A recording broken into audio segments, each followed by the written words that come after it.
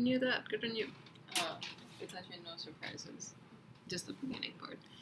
By Radiohead.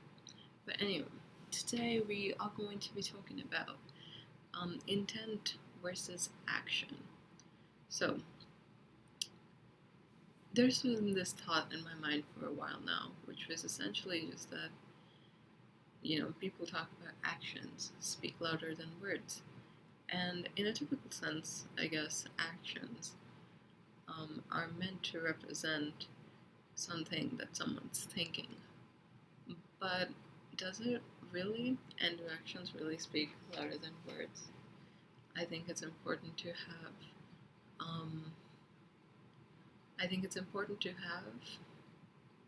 actions that showcase your words, but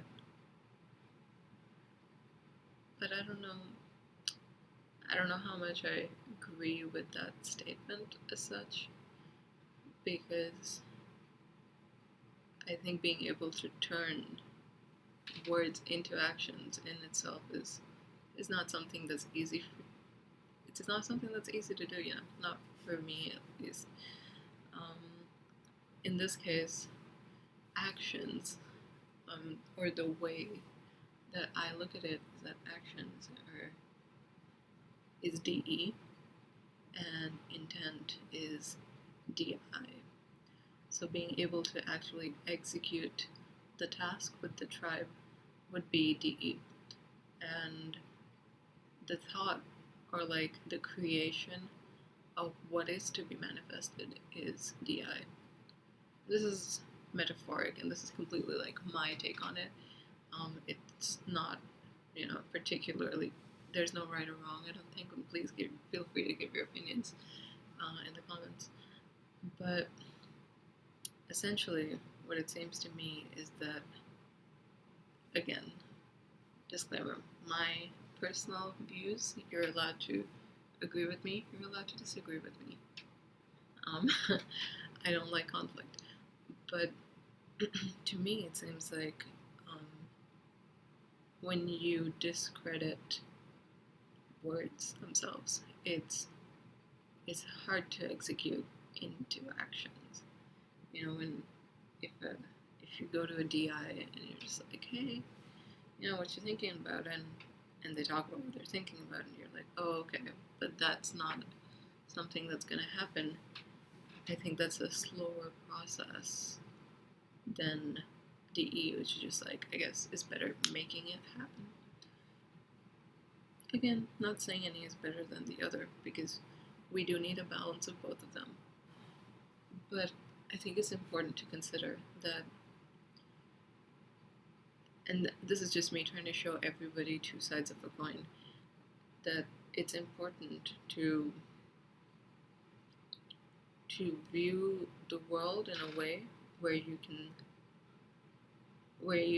don't completely dismiss what somebody else is saying just because it seems too far-fetched, or if it seems like it's not possible, because the only reason that something's not possible is not because it's actually impossible, it's because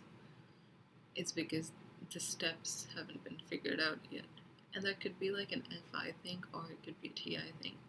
I think usually we discredit a lot of FI individuals because you're like, shut up, like, what you're saying doesn't make sense. But science fiction came true, didn't it? Like, in a lot of ways.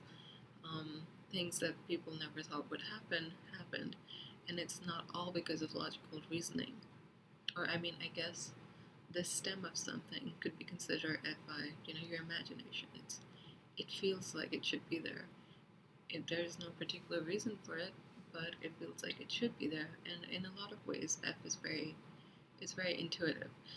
And then you've got your, FE almost.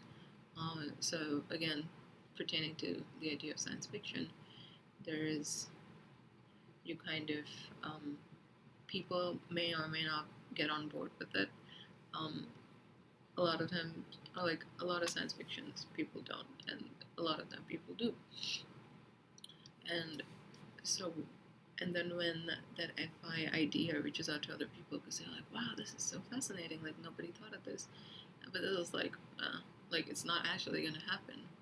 And then there's this one weird TI person who's looking at this shit and is like, you know, maybe it is possible. And then they break down the parts, and the TE does it, and then once it becomes more of a reality, um, the TE does its stuff, and then the TE kind of like keeps carrying it forward. I feel like TE is important for the maintenance of this idea. And the TE and the FE seems to me that they outwardly seem like they're doing more work than the FI and the TI. Not to say that like the FI and the TI do things that are wrong, or they spend too much time ruminating, but it's almost like they do, you know. Um, and to me, it seems like a system is simply made of this like FI, uh, FI spark, and then FE carries it out, and then there's TI that kind of breaks down the process a little more, and then the TEs kind of applies that broken down process into actually making the thing work. Going back to my original point is that words speak louder than actions. I think it's incorrect to assume that, because it's words that will eventually be translated into actions. And if there are no words, it's not that it's meaningless, but it's almost like it's a slow development over time. Yeah, I decided, I don't know, I just wanted to have a little short thing, opinion, I guess, or like my way of looking at things out there, because, I think it's important to look at things in as many possible ways as you can, which is very reminiscent of like my Annie-ness.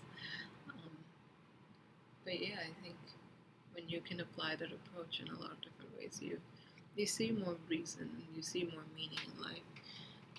And I know a lot of times that's what's gotten me through really, really tough times. That it's just like, if this doesn't happen, it's all these other things that can happen, and that gives me hope. Again, maybe it's just a subjective thing. Maybe it doesn't work for everybody, and it works for me. I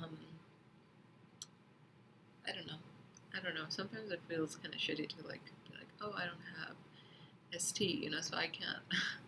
Not that it completely disables me in any way, but it's almost just that like it makes communication harder. So I guess what I'm trying to say is that like I don't know. I actually don't know what I'm trying to say, which kind of illustrates my point about the communication being harder. But anyway, that's kind of what I'll end with now. And tell me what you think about the system, or like how you approach the decider functions in the OP, because that's kind of how I approach it. Alright, later.